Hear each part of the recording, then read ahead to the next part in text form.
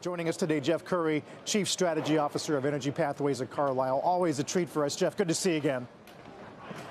Yeah, great to be back. Is copper the most interesting thing you see going on right now? You know, I like the entire commodity complex right now, given where we are in the business cycle. And, you know, of the top three are, copper, gold, and oil.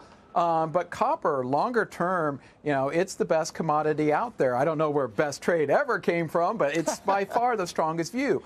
And let's quickly go over it. On the demand side, it embodies the energy transition, it embodies the AI, and it embodies the defense trade. So you've got three of the biggest trades all wrapped up in one commodity. And let's not forget, copper is a good old-fashioned commodity you have to dig out of the ground, and it takes 12 years to do it at best. So you have really strong demand on one side, and you have no supply. And just quickly going over that, we wrote a piece in 2021 titled "Copper is the New Oil," and there we made the argument, if you're going to electrify the world, you need a lot of copper to do it. We didn't know anything about AI at that point in time, and now the electricity demand is set to double by 2030 with AI. It is the bottleneck on AI. And then finally, with defense being in, budgets in the U.S. and in Germany, all that munitions requires a lot of copper. And so this is a really good structural story. And when we think about the broader complex, it's the best in the commodity complex. Interesting. We had Freeport on the other day. Richard Ackerson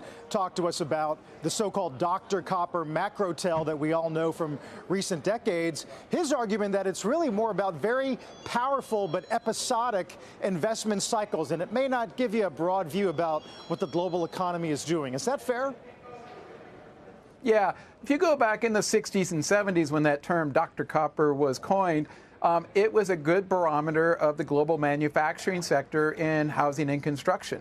That is no longer the case because the higher prices, particularly during the 2000s, crowded out a lot of that demand and pushed it to, plastics and into other commodities. What copper is used for primarily at this point is building of grids, electricity grids. That's why we like to use the term copper is the new oil. So when we think about the type of demand that's going to drive it, it has to be tied to electricity, grid building, and things of that nature.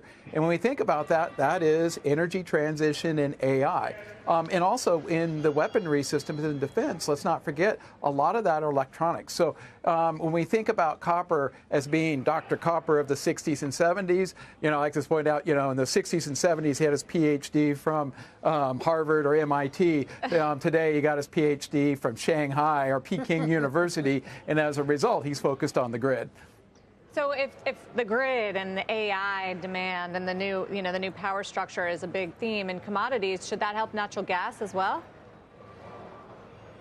Yes, when we think about natural gas outside of the U.S. and particularly in places like TTF in Europe and the global LNG market, the answer is yes. But the U.S. is capacity constrained.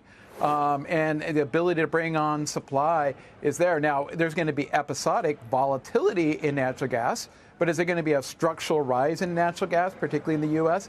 Unlikely. But I do think you're going to see lots of volatility because one of the implications of the green transition and the focus on renewables is we've lost those buffers in the system that allow the inventory builds. And as a result, we're going to see much higher volatility. So the one point about natural gas I'm willing to argue is that volatility is going to be a feature of these markets going forward.